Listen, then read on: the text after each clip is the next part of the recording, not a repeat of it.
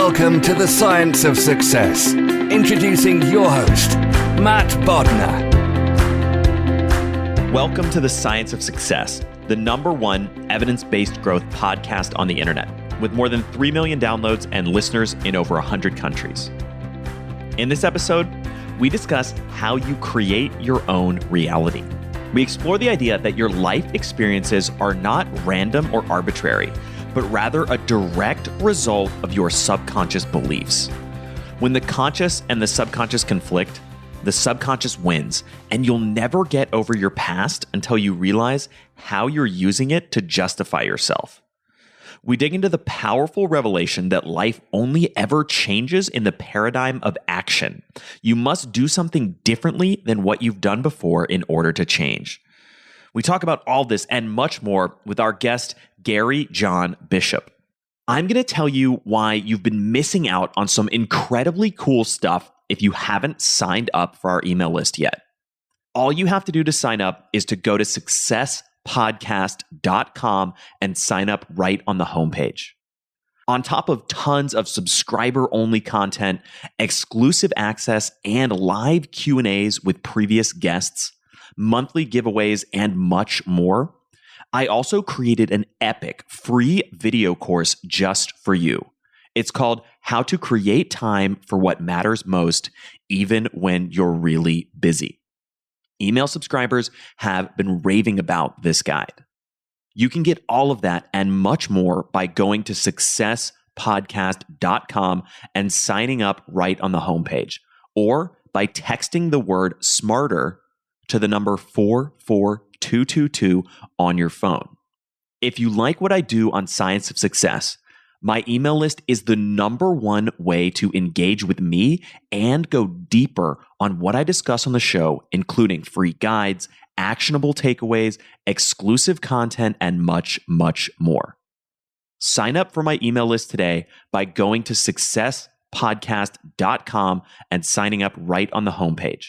Or if you're on the go, if you're on your phone right now, it's even easier. Just text the word SMARTER, that's SMARTER, to the number 44222. I can't wait to show you all the exciting things you'll get when you sign up and join the email list. In our previous episode, we discussed the female and male brains. Are they different? And if so, what are the differences and do they matter? We looked at the science behind all of this and unlocked key insights into how you can improve your health, happiness, and relationships by using a few simple strategies with our guest, Dr. Luann Brizendine. If you want some surprising science that you can use to transform your relationships, listen to our previous episode. Now, for our interview with Gary. Please note, this episode contains profanity. Today, we have another exciting guest on the show, Gary John Bishop.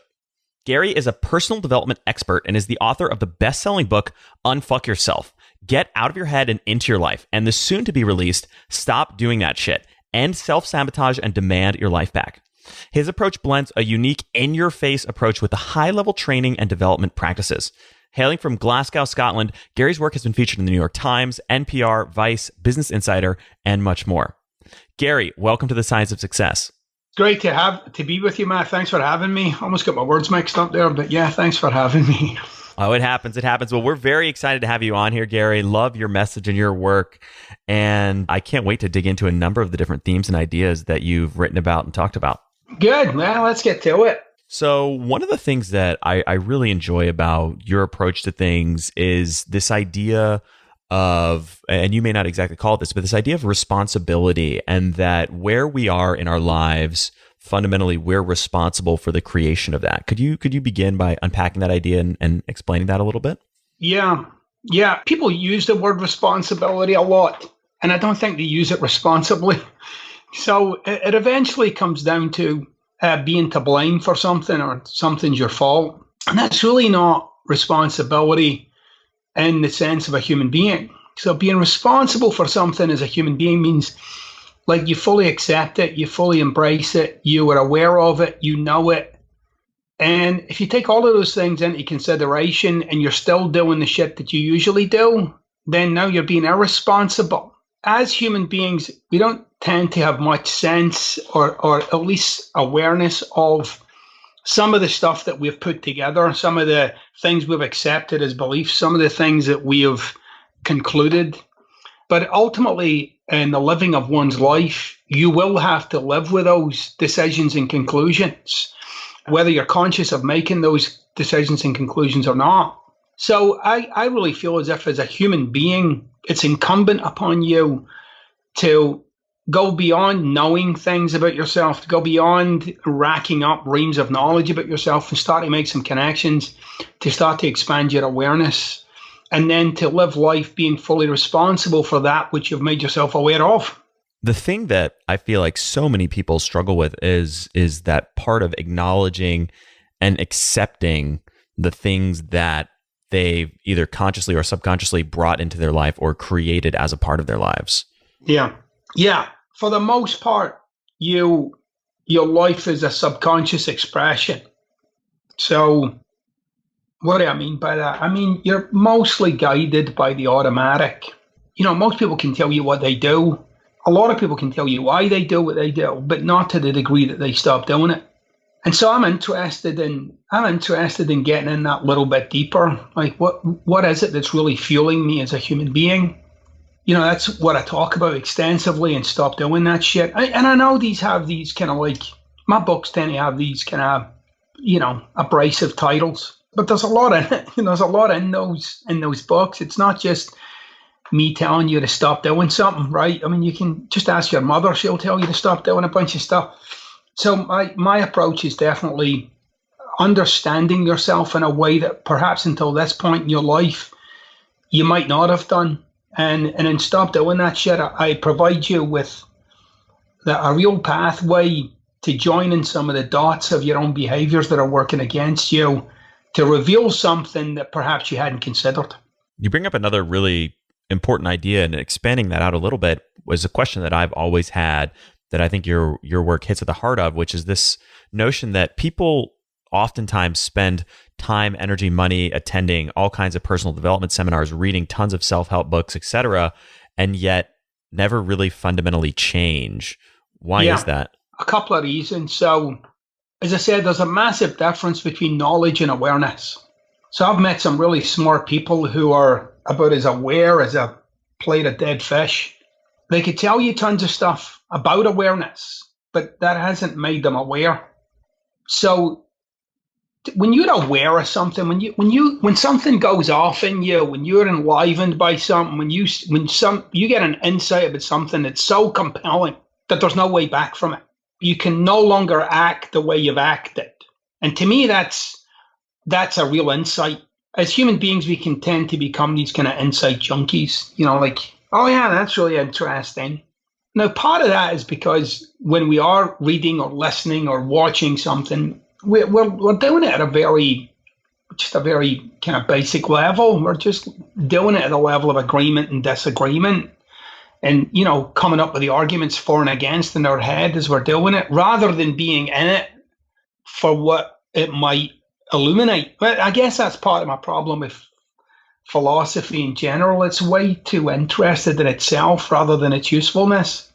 Why do we often not really change? Is because we're still pretty much addicted to the myth that we've built, because there's a kind of gravity, a certain kind of certainty in the life you have, even though you might not particularly like the life you have, or say you really want to change it, or even be doing a lot of stuff that you feel as if would change it.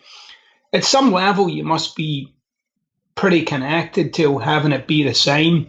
And that is a big part of what Stop Doing That Shit's about. It really is about once and for all revealing what your resistance to change is grounded in.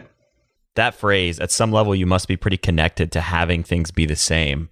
So powerful. And yet, I think listeners may not fully grasp the importance and the depth behind that. Can you explain that a little bit more and really what that actually means? Yeah. Well, there was a French guy by the name of Emile Coué. I think that's how you pronounce his name. There was an inflection at the end, so I'm presuming there's an emphasis on the A.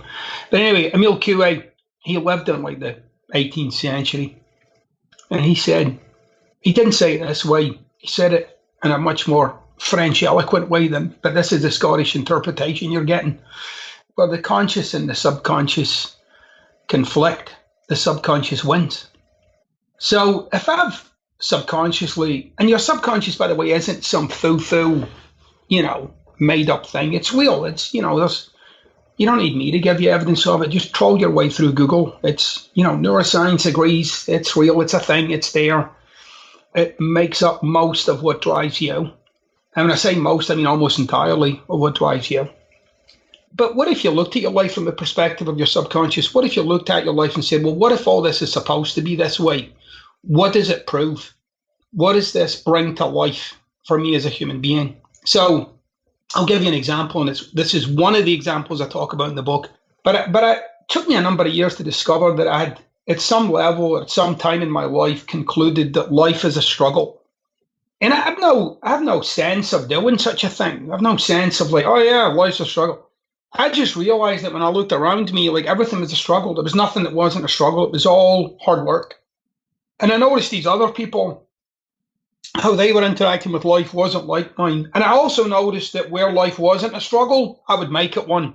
I would find a way to have the struggle come to life. And it was digging at that, I started to see like not only was in my experience of things, was life a struggle, but that I was actively engaging myself with things that would make it one. And that none of it was an accident. I would look at my self-sabotage, and suddenly my self-sabotage became obvious. Well, of course, and this is what kind of I tied into what Coué said. Anytime something that came up that would conflict with the notion that life is a struggle, I would either dismiss it or throw a hand grenade in it. So I'd blow it up. And I had no sense of doing such a thing. But if you track my behaviors, it was not only dead on the money, but it was consistent and cyclical. And it was, I'm sure your listeners can relate to this.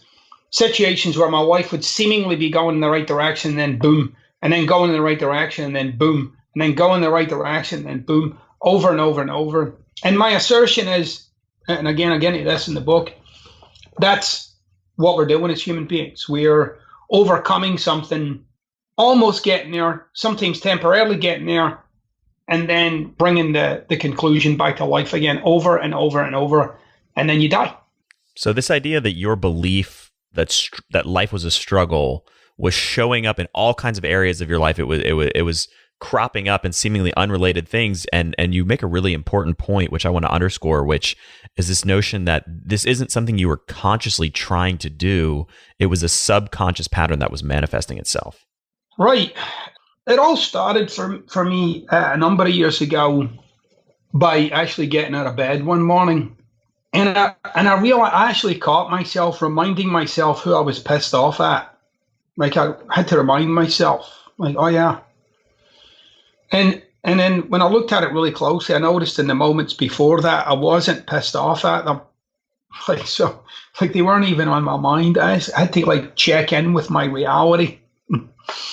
And you might have listeners right now that are nodding their head, going, "Oh my gosh, I've done that." So it's not rocket science really to start to understand that every morning I don't wake up into the world. I wake up into a very specific world, a world of my nuances, my biases, my upsets, my view of things, if you like. But more deeper than that actually is my experience of being alive. Like there's just what it's like for me to engage with this life. And it's not arbitrary. It's not just some random experience of being alive. It's a very defined one. It's with certain limitations and certain sacred cows and certain, it's just very defined. And, the people that I would call my friends are the ones who have a life experience that's closer to mine, right? So they would be like, oh, you see it that way and you experience it that way? Oh, yeah, I do too. Oh, yeah, we should be friends. And then the people who don't, you experience it in a totally different way, well, clearly you're just an idiot or you're wrong or something. But, what I'm experiencing as a human being. And I started to really get, every day I reintroduce the matrix. I just reintroduce it. And then I live it. I live it. And then I reintroduce it and I live it. And so seeing that life was a struggle was for me was like seeing the black cat in the Matrix. It was like, oh, shoot, there's the program. And it took me a while to come to terms with it. In the Matrix, I am both the rebels and the Matrix. I'm all of it. I'm the whole thing. And it was really, suddenly my self-sabotage and the ways that I would undermine myself, it just revealed itself like this kind of unfolding series of aha moments and starting to really understand that there exists for me, or within me, if you like, which is, I don't even know if it's within me in a literal sense, but there is the presence of a default way of living that until I discovered it, it was the only way of living. And when I discovered it and saw it as a default way of living, suddenly I could see all these alternatives. Suddenly I could see all these other ways of being alive and being expressed and having my life be about something a little other than overcoming what's there for me to overcome by default.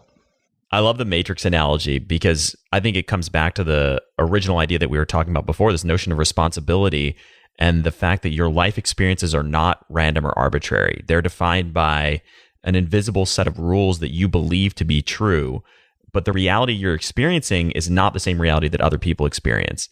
And I love this notion that if it's the Matrix, you're the rebels in the sense that you're trying to change yourself. But the really important thing that you said is that you're also the Matrix. You're complicit and explicitly creating this reality that you're experiencing, and you're not even aware of it. I would be willing to wager that most of your listeners, or a large percentage of your listeners, are what I would call, have a default way of being called being analytical. Okay? They're kind of drawn to your conversation because it gets to scratch that particular itch. There's nothing wrong with being analytical. In fact, again, most of your listeners, if you look at being analytical as a way of being, you'll find it works very well in your career. However, being analytical is one of those things, as a way of being, as a default way of being, it's a little too fascinated with itself. So somebody might come up with a solution for you and you'll like the solution, but then you'll start to analyze it, and then you'll what if it, and you'll coulda, shoulda, woulda it, until its usefulness is no longer applicable, which means you now need to analyze to find another answer. Does that make sense? Yeah, I think it definitely makes sense. All right, good. So, but if you start to see wow, that's what I do by default. Actually, that's part of my default wiring, because analysis needs problems, right?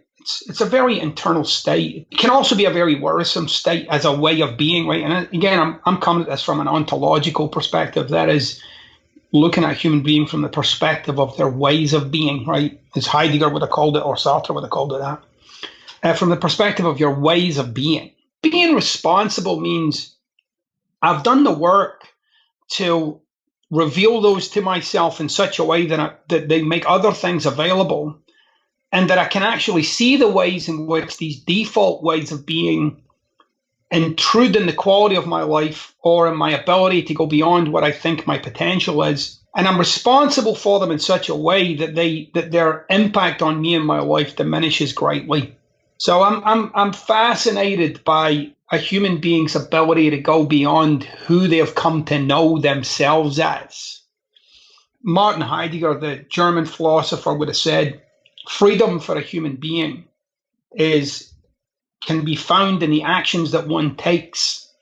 And I'm going to paraphrase here, but can be found in the actions that one takes when confronted by one's default self. So that is, when I notice my default self and yet I act independently of that. Heidegger says that was and is freedom for a human being. That's really powerful. And the focus that you have, and you talk about taking action, is something that's so important and many ways shapes the structure and the ideas around our show. We try to always figure out how can we create concrete action steps and ways for the listeners to implement things. So I really love to see that as a core component of what your message, and the fact that it's not just about becoming aware and then accepting the default network. You actually have to take action. You actually have to do something to change it. Yeah, you got to drive a bus through it, as I like to say, right? You got to drive a bus through it. You got to.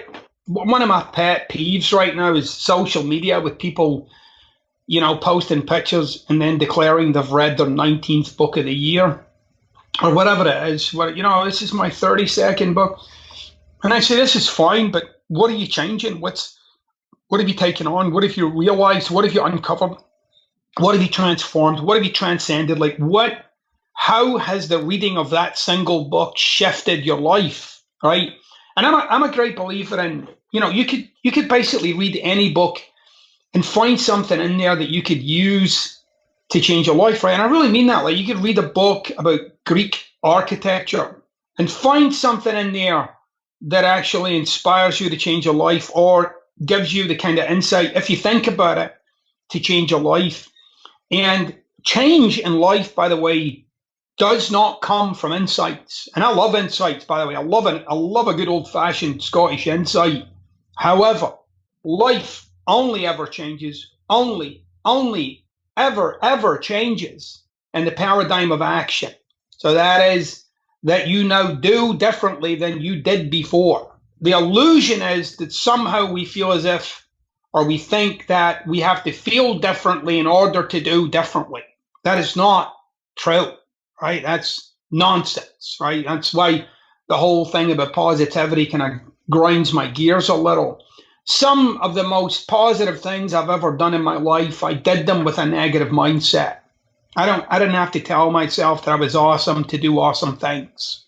I found that I got to be an extraordinary human being and engaging with extraordinary things as an ordinary man. So that is with all the nuances and biases of every other ordinary man. And there's nothing extraordinary about me at all in the slightest. I'm just an average kind of guy who engages with extraordinary things and gets challenged by them. There's no special genetic, kind of disposition for extraordinary going on over here. I'm a very ordinary human being with a pretty unspectacular life. What makes a human being extraordinary is the kind of things they engage themselves with and the actions they take, right? Because life only ever shifts. And by the way, you don't even have to believe what I'm saying. Try it out. Try it out for yourself, right? You'll see that your life changes only in the paradigm of action. And if you're not making physical changes, more of this, less of that, more of this, your life won't change. You might feel a bit better, but it'll be the same nonsense. Reminds me of that classic quote, if you do what you've always done, you'll get what you've always gotten. And I feel like so many people fall into the trap of waiting to feel good or waiting to feel that they're ready to start taking action. But as you're saying, it's really almost the opposite. You need to take action first, and then the changes start to actually accumulate. Right. So I would put almost all my success in life in the last dozen years or so into throwing myself into things that I had no idea how I was going to do them, which was a complete shift from how I'd done it before. I always needed to plan it out and make sure I knew what I was doing and And then if I wasn't feeling it, then I'm not doing it. And I don't feel confident enough. And I don't feel as if I know enough, which if you're analytical, yeah, that's like a hamster on the wheel right there, right? Because you'll never know enough. And yet, and again, if you just use reality, right? Some of the greatest breakthroughs of science and engineering were made by accident. So they were made by people actually working on something else, right? And then oh, what's that? Which tells you that in the paradigm of action, when you're acting on something, right? And I don't mean just sitting in your chair thinking about it, because thinking isn't an action. I mean, you're actually doing, right? You're producing. That's where discoveries are made. That's where you actually you make progress. It's in the doing.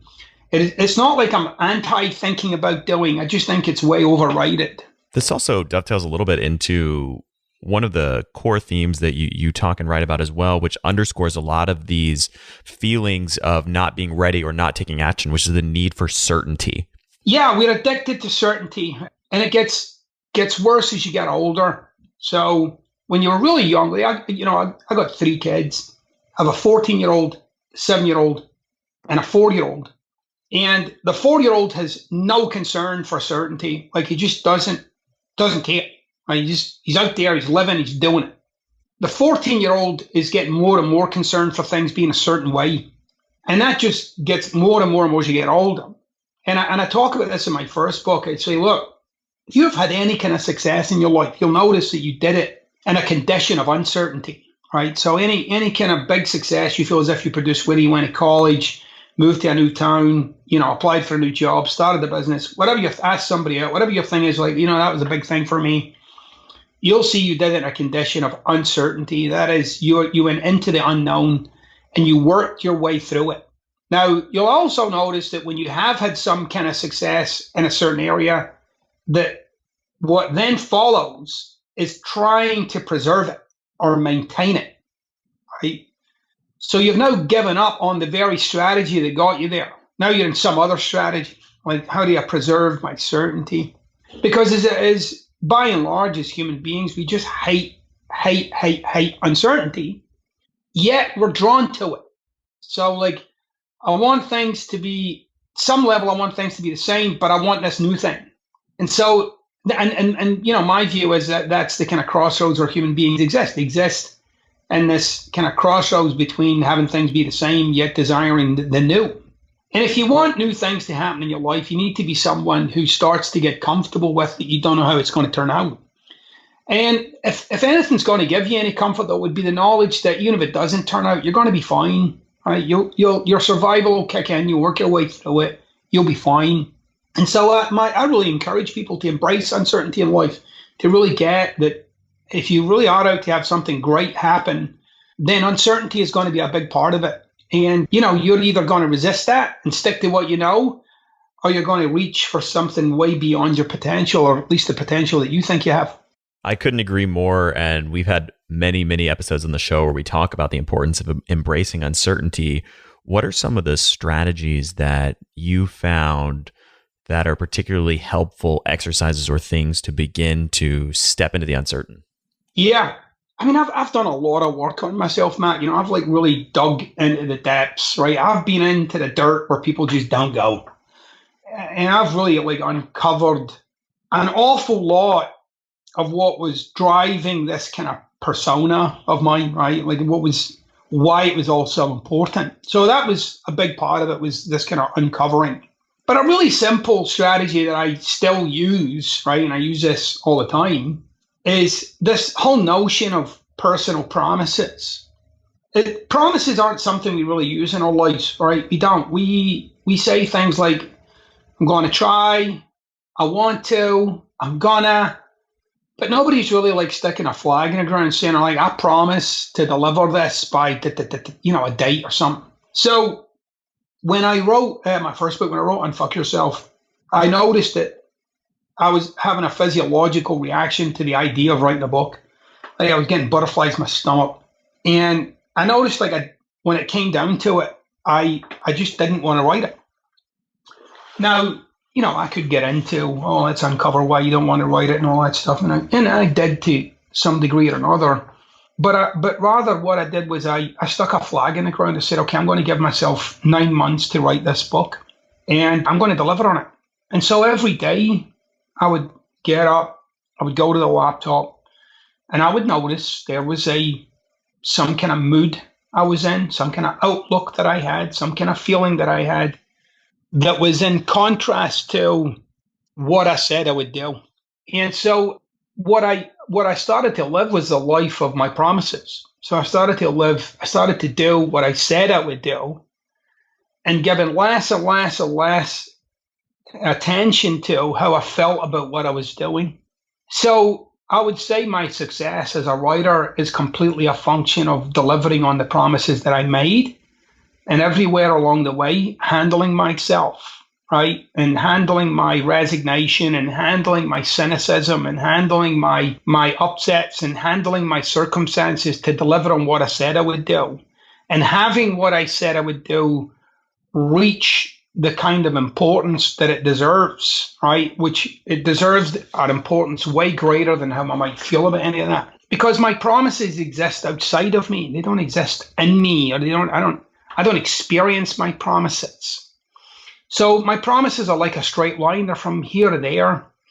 And all the junk in between here and there is how I feel about it, and, like whether my circumstances fit with it, and da. So I make bold promises in my life. I'm not careful about my promises, by the way. I'm bold about them. I get out there, I make promises that I'm not even sure if I can keep it or not. And I turn myself inside out to deliver on them. I'm not somebody, you don't talk me out of my promises. I make them, I deliver on them, I make them, I deliver on them, I make them, I deliver on them. And, all the junk that happens in our life has little or no impact on the power of the promises that I make to myself in my life, in my profession, in my relationships, because the promises that I make to myself are getting bigger and bolder and more compelling, and they call me out. They call me to be a greater self.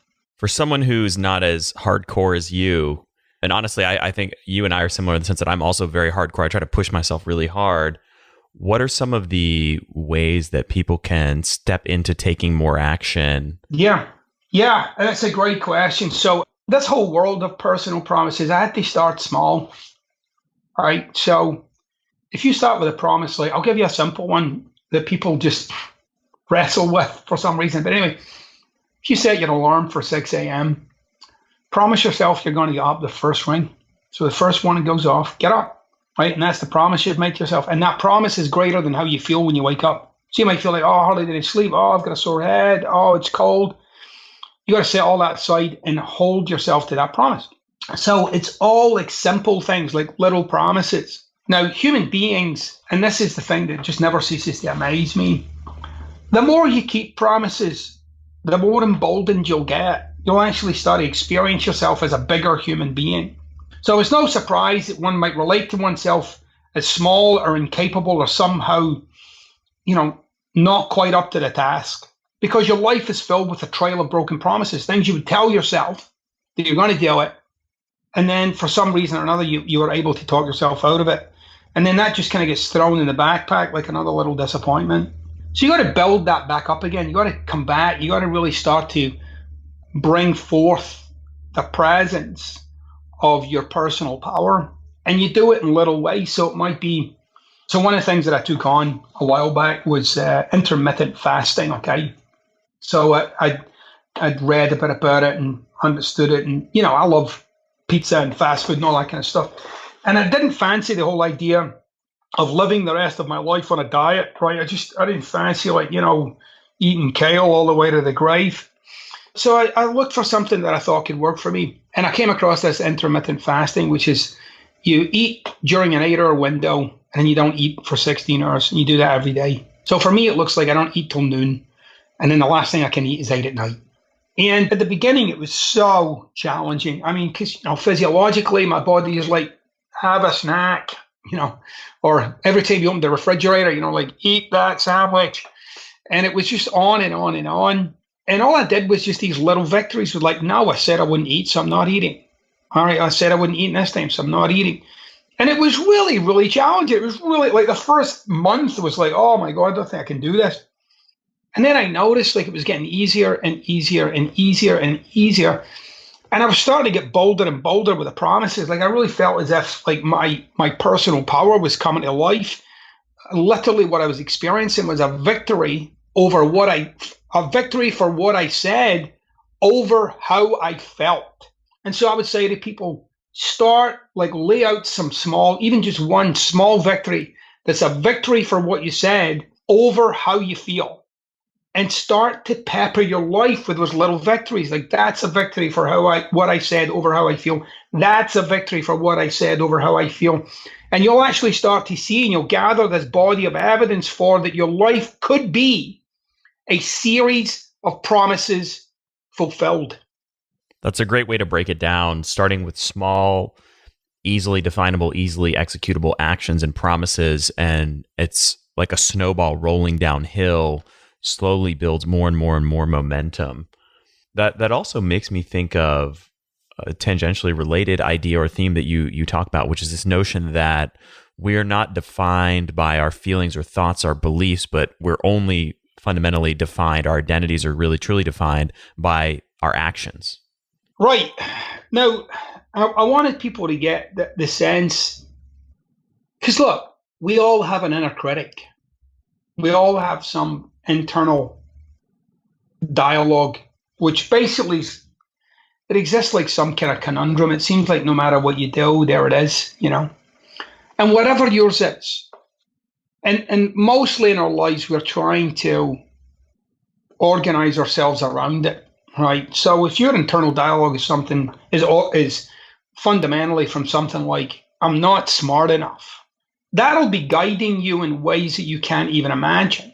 That you will literally, and it'll seem like there's legitimate reasons, right? Like, oh, I'm not doing it because of this, and this. But if you peel all that back, you'll see what's running the whole thing is I'm not smart enough. And I'm giving you an example here. So now you're actually being defined by something called I'm not smart enough. So your life is getting defined by, so there's jobs you won't apply for, you won't write that book, you're not going to move to that town. Why? Because at some level, you don't think you're up to it. You'll have a lot of, again, on the surface, compelling reasons. They all are being put there to kind of bring some logic to the whole thing. But ultimately, you are being pushed in a certain direction by something that's going on with you below the surface. And I say, well, first, if you can recognize that, that's interesting. But secondly, what if you could produce results that go beyond that, right? Like, so for me, like writing a book was something that goes beyond what's going on with me subconsciously, right? I mean, someone with my internal wiring wouldn't write a book. They wouldn't do it. So the only way I am an author by virtue of the actions that I took, period. How I felt about all of that played little or no part in it. And if it's only actions, like I talked about earlier, actions are the paradigm of change. That's where your life changes in the actions that you take and the actions that you don't take, right? Then it takes all the attention away from working on, like, I don't know, getting more confidence or whatever the thing is that I think might be going on with me internally that I need to fix. If I actually focus on, okay, but let's say this thing that I want to do, what if I just did it? Then you're actually now, you're living your life as a reflection of your action. I mean, look, you're currently living your life as a reflection of your actions. I mean, the life you have is given by what you did and didn't do, and that which you continue to do and not do. So if you want to bring real and significant change to the direction or the trajectory of your life, I know a lot of people say, well, think differently. Yeah, I don't think you have to. I think you need to do differently than you've done before. I think today you need to do something that you didn't do yesterday, something that's more in line with the future you're out to have. And I think you increasingly need to pepper your life with those kinds of actions, because when it comes down to it, you are what you do rather than you are how you feel about what you do. That's a really powerful way to phrase it. What would you say to somebody who's listening that's thinking to themselves, you're just trying to bury your feelings or push your feelings aside, and that's not necessarily a healthy way to think about taking action? Well, I wouldn't agree with burying your feelings, right? I think we're at a point in society where we've made our feelings. There was once upon a time in history where your feelings were completely discounted and people had the experience of being suppressed. I think we're in danger of going the whole other way now, where it's all about your feelings, right? I'm not any different than anybody else. I experience loss, disappointment. I experience all those things. I'm not a robot. And at some point, whether you're experiencing any of those things, loss or disappointment or, apathy or, like you don't experience yourself as somebody who has confidence, that actually is the only thing that you have any say in. You don't have a say in what the world is going to do, right? The world's just going to do what it's going to do. You have a massive say in your experience of this world, and nobody's going to come and save you in that regard, right? So I will acknowledge how I feel. If I'm in some kind of negative state, I'll acknowledge it. I don't just crush it and press it down. I don't do any of that. I acknowledge it. I give it the space that it deserves. And if you're giving it more space than it deserves, it will have the final say in how your life goes. So I'm not out to have people like suppress their emotions. I'm saying to people, you need to put them in perspective. You need to put them in the right place. If you're feeling sad or you're feeling disappointed, those are appropriate to being a human being. They're very appropriate to the experience of being a human being, but they're not the kind of things that I would use to define my life. I allow, as I say to people, you're more like a conduit as opposed to a location. Experiences come and go. And feelings come and go. They're legitimate. They're real. They're part of the notion of what it is to be a human being. But you should be aware and very responsible for the significance that you put on those feelings. And you should be very responsible for the impact that they have in your life overall, because no one can be responsible for that other than you. No one can have a say in that other than you. And, ultimately, like I said, no one's coming to save you. If you really want to do great things and go beyond your own set of personal constraints, that will require you to act with those negative feelings, sometimes there, sometimes not there. If you're like me, you have tons of skills and abilities that you want to master. And that's why I'm excited about our sponsor for this week, Skillshare. Skillshare is an online learning community for creators with more than 25,000 classes in design, business, and more.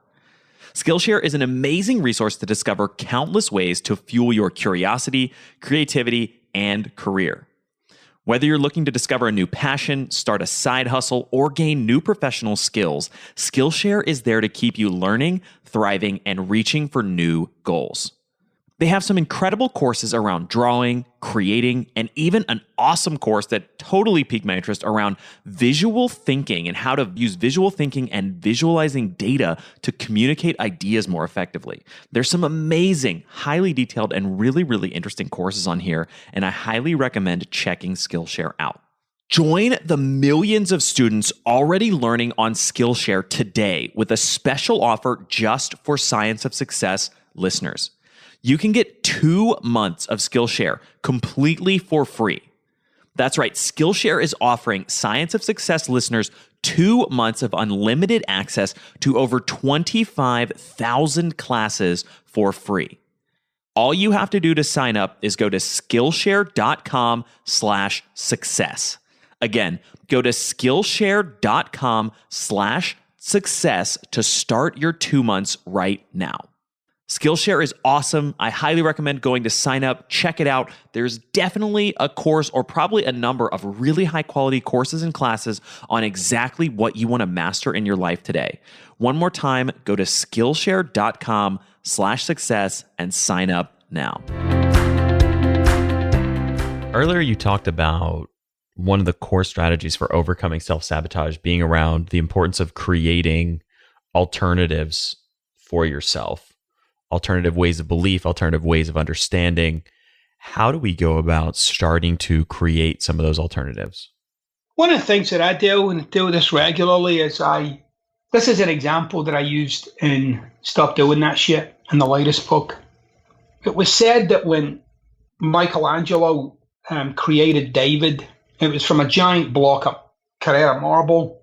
It was said that in his mind, David was already done. All he was doing was revealing David. So every step, like he was just taking another piece away that wasn't David. And I invite people to kind of take their lives on that way, like to start with the ending. Start with, this is done. All I'm doing is revealing it. And I look at my life and the day-to-day actions. Is what I'm doing today revealing a future or perpetuating the past? Is what I'm doing revealing the future or perpetuating the past? And in very short order, you'll see that most of your life is about perpetuating the past. So if I'm out to have a future of having written 5 books, right? Every day I'm taking actions that are either consistent with 5 books or something else. And so it's not a hard comparison to make. It's pretty easy to see you're taking your life in a direction it's not consistent with what you yourself have created. And again, that's where the importance of those promises start to grow and become more significant. How does forgiveness play into overcoming some of these limiting beliefs that contribute so much to self-sabotage? Yeah. If you are somebody who struggles to forgive, you better learn fast, because whatever you don't forgive lives on with you. That includes forgiving yourself and forgiving others. Forgiveness is a gift you give yourself, right? Because it feels like often for us as human beings, if I don't forgive somebody, it somehow evens up whatever they did or didn't do. And it doesn't. It perpetuates what they did or didn't do. And you're the one that's left with a resentment. So, you can't have no forgiveness without resentment. I don't care how many times you convince yourself that you can, that's bullshit. You can't. And by the way, if anybody's listening to this right now and they can experience like their emotional state starting to rise, that's exactly what I'm talking about. That's what you've given yourself. You've given yourself the gift of anger and resentment and upset. Sometimes it's like you're despondent, or you've turned yourself into a victim or something. So as a human being, I feel as if it's incumbent on each of us to forgive as quickly as possible. Why? Because the future is far more important than your unwillingness to forgive and to hang on to the past. Such a powerful way to phrase that. I love that phrasing. The future is more important than your unwillingness to forgive. Correct. And look, I never said forgiveness is easy, but one of the things that I'm out to do with people is actually show them how to forgive. I mean, nobody really shows you how to do that. How do you forgive another? Right? Or how do I forgive myself? The one with yourself is a little easier. You don't forgive yourself because it allows you to stay in whatever you've done. Allows you to keep that as some kind of excuse not to move ahead. So, when people say, oh yeah, I can forgive other people, but I can't forgive myself. I know, but you're an asshole.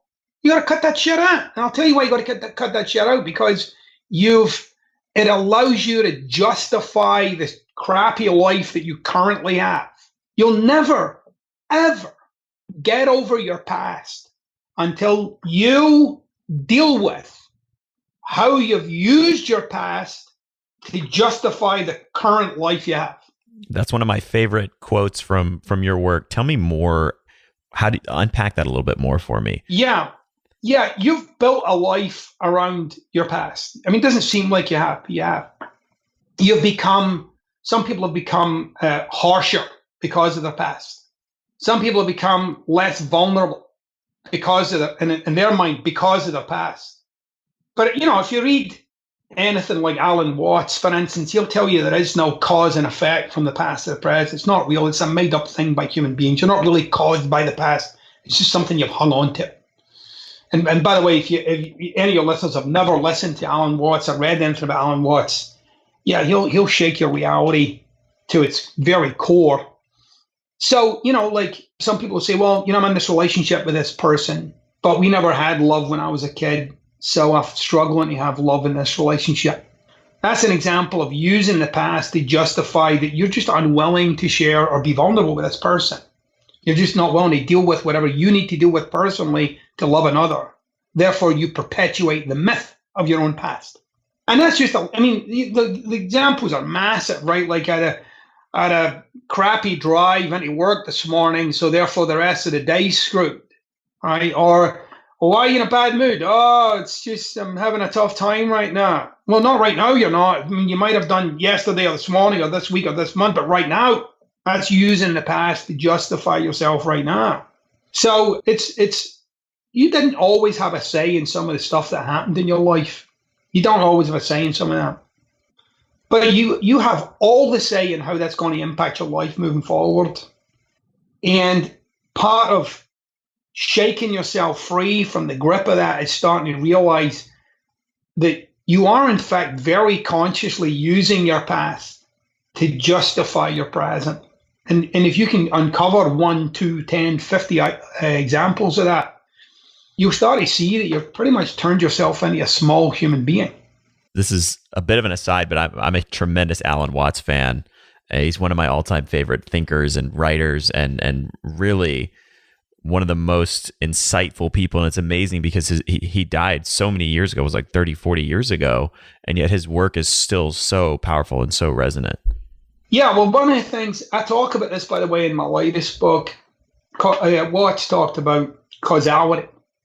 And the illusion for human beings that causality travels from the past to the present and the future like a line, right? And it's always flowing in one direction. So that is, things are the way they are because of the way things have been, right? So, and we live with that.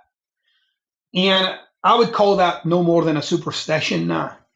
Like having been dwelling in that notion for probably a good 5 or 6 years now. Causality is, by and large, a superstition. It's voodoo, right? And if you give it real thought, like, one might say, well, the head of the hammer drives the nail, cause and effect. Okay, well, what about the arm? Okay, what about the brain? What about the belief that the person has? There's so many other aspects, right? But if you give up the idea that something happens in the specifics of a causality, like people talk about, I am the way I am because of the way my father was. No, you are the way you are because of the items that you cherry picked about your father that now explain the way you are. But there were a lot of other aspects about your father that you wrote off, or other aspects of your childhood that you just dismissed. So then your whole notion of, why can't I be caused by, if causality travels from the past to the present, why can't I be caused by some of the great days of my childhood? Why can't that be the cause of why I am? Why can't I be filled with joy because of that great day I spent playing soccer when I was 9? Why does it have to be that time when my father fought my mom? So I love dispelling the notion of causality, like I am here as a cause of something, like something caused me to be this way.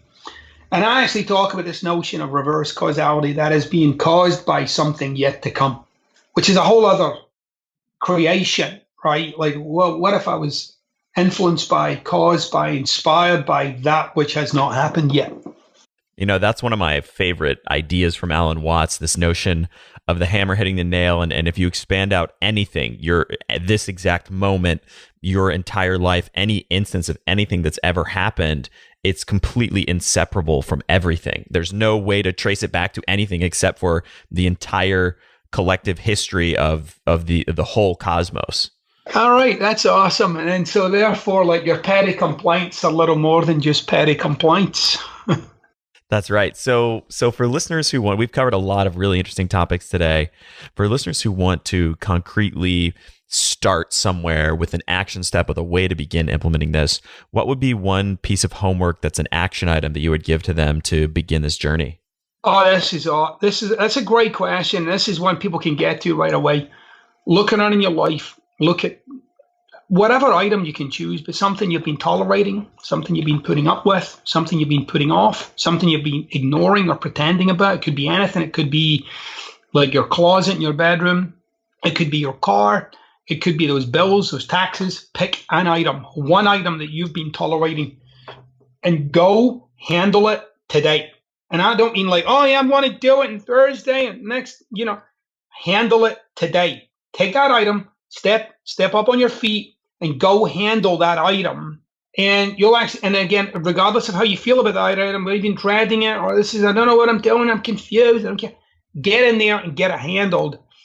And again, this is one of those things that has this cumulative effect. You'll realize that after doing it, like, you're inspired to do another and inspired to do another. So if you want to make real change in your life, it begins by cleaning up some of the mess you've made. So there's no point just going to the great stuff. Start cleaning up some mess.